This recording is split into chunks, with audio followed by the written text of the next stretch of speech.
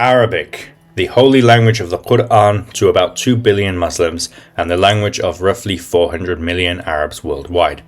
The language is spoken unanimously across the Arab world by millions of people, including Muslims and Christians.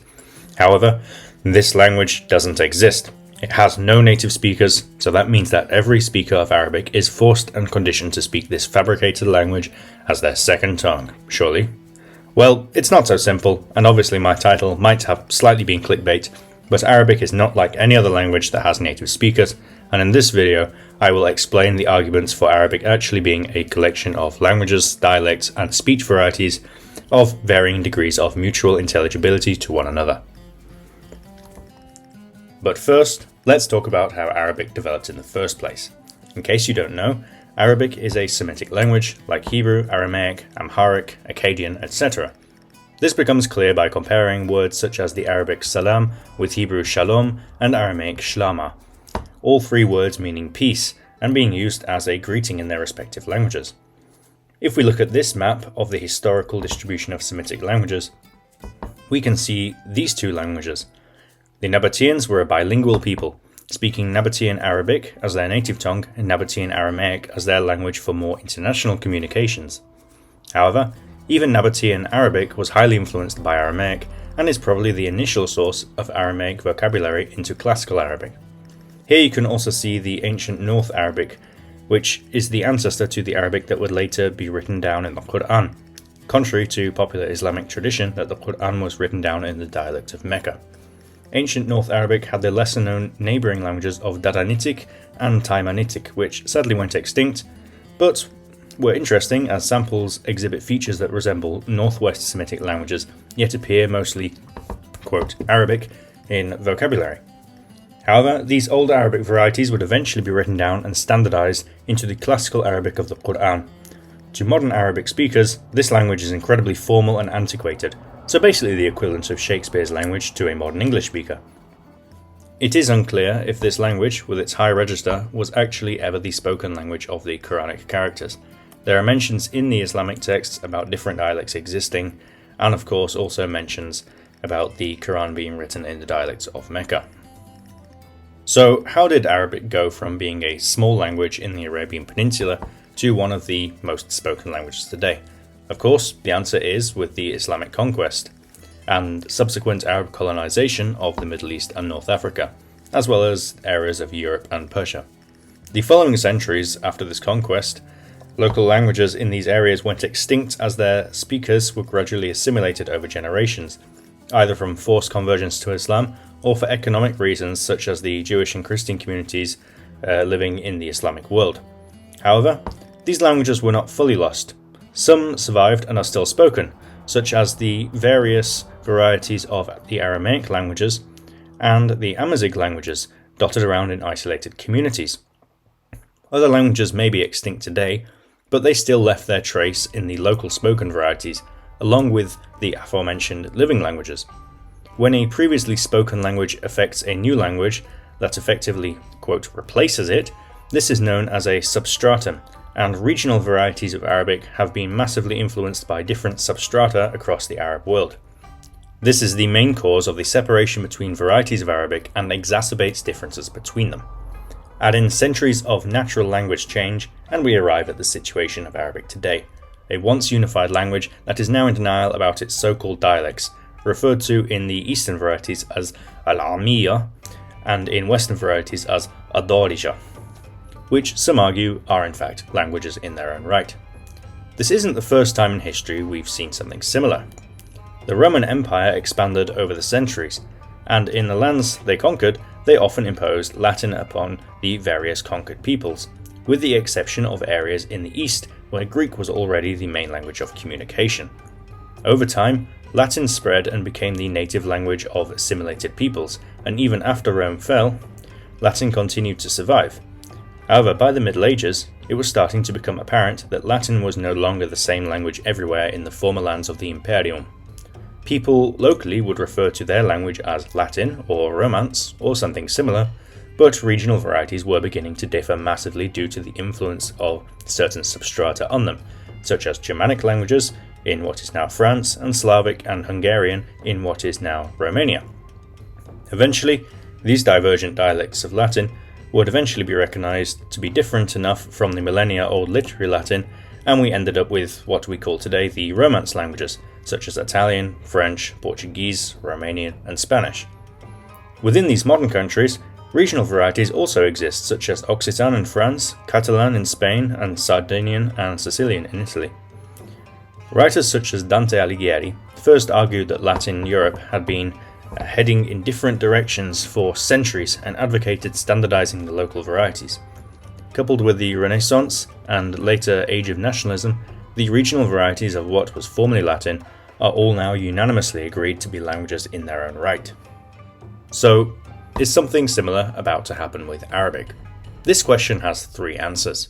Maybe, it already has, and probably not. These may sound like contradictions to each other, but I can explain them one by one. Firstly, maybe. To start, not all the varieties of Arabic you see on this map are equally as different to one another. Certain varieties such as Gulf Arabic, Hijazi Arabic, or Levantine Arabic are grammatically and lexically not too distant from classical or modern standard Arabic, mostly differing in pronunciation and local slang words. However, certain other varieties do differ greatly from both classical and modern standard Arabic, to the point that there are people who claim they are separate languages. Three particular varieties that come to mind are Egyptian Arabic, Moroccan Arabic, and Iraqi Arabic, which are known in their varieties as Masri for Egyptian, Darija for Moroccan, and either Geltu or Gelet for Iraqi, depending on the dialect within Iraqi Arabic. These three varieties are known for having heavy influence from substrata, Masri substratum being the Coptic language, still used as the liturgical language of the Coptic Church, but otherwise no longer spoken. Darija's substratum, or rather substrata, are the various Amazigh languages spoken across North Africa, and Iraqi's substrata are Eastern Aramaic languages and Persian and Kurdish languages, which are still spoken in northern Iraq, for instance. I must note that Moroccan Darija, for instance, forms a dialect continuum with the Maghrebi dialects spoken in Algeria and Tunisia. In those countries, they also call their local dialects Darija, but Moroccan Arabic is the furthest from MSA out of all of them and is sometimes written down, unlike the other two. In fact, both Masri and Darija have developed semi-standard written forms used by the speakers, and you can often read Wikipedia articles not only in modern standard Arabic, but also in Masri and in Darija. Even in some places where the dialect is not that different or hard to understand from MSA, there are movements to, quote, regionalize and establish a standard, such as an admittedly less popular movement in Lebanon started by Saeed Aql to Romanize the Lebanese variety of Arabic. In a lot of these instances, however, neighbouring dialects will understand. For example, Syrians understand Lebanese speakers quite well, but ask a Yemeni and he might have a little bit more difficulty, but will still probably understand without too much effort.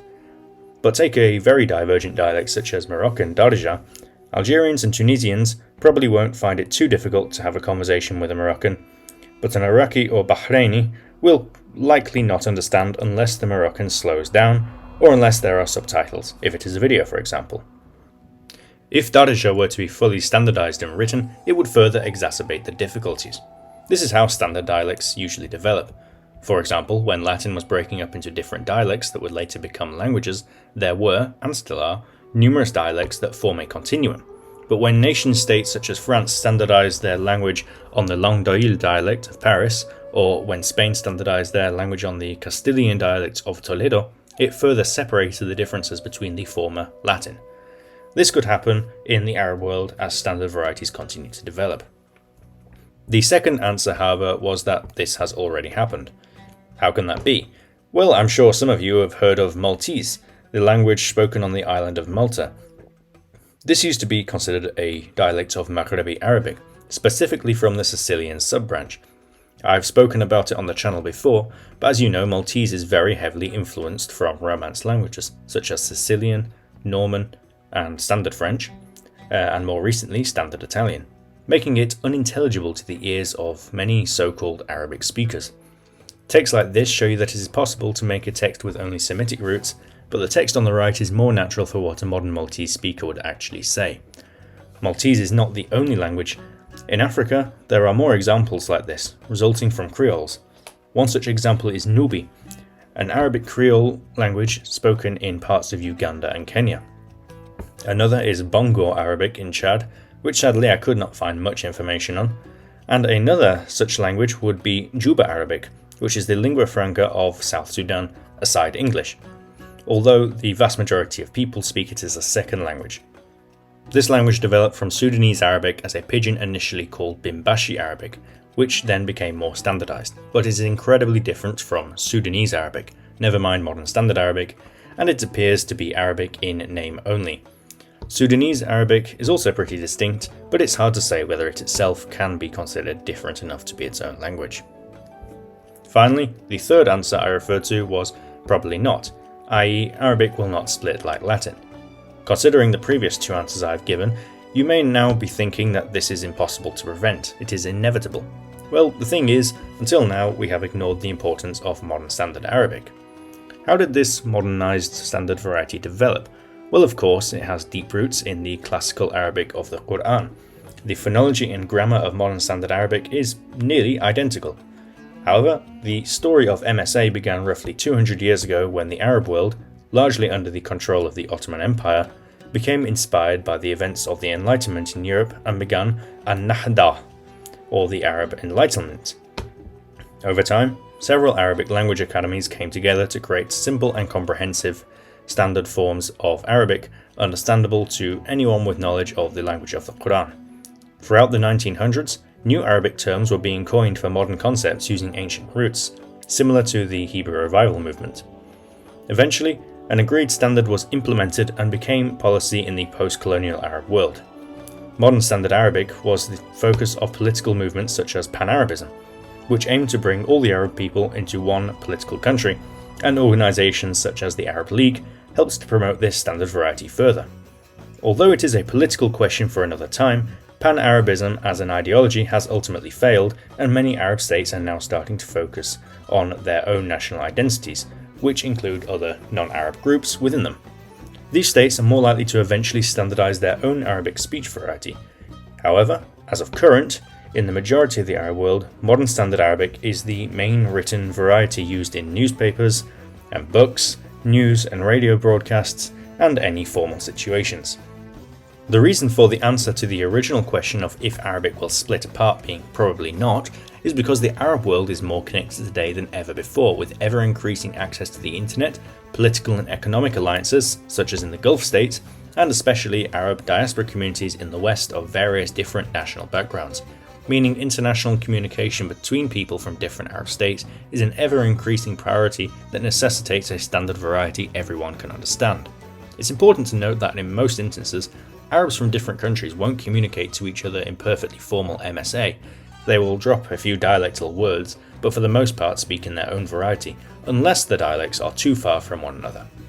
However, being able to read and write MSA is still important for when they may be sending an email to one another.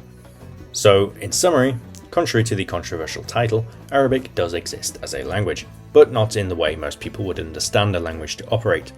This position is similar to Latin in the early to mid-Middle Ages, where it exists as a dialect continuum where people use the standard written language to communicate between each other. However, unlike Latin, Arabic was, quote, revived in a way to bring it back to its roots. This has not been completely successful, however, as certain very divergent varieties already split off into separate languages over the centuries, and some speech varieties today continue to separate further for cultural or political reasons, with the potential for them to become their own languages in the future unless direct intervention is made to force people to speak modern standard Arabic. Yet despite these differences, MSA still continues to exist as a great tool to unite millions of people across continents, even if it has no known native speakers itself. My name is Yair, you have been watching Che Languages, and I thank you all for making it to the end of the video. If you enjoyed the video, I would appreciate it if you could like and subscribe. But until next time, shukran jiddan للمشاهدة ومع السلامة ותודה רבה שצפיתם ולהתראות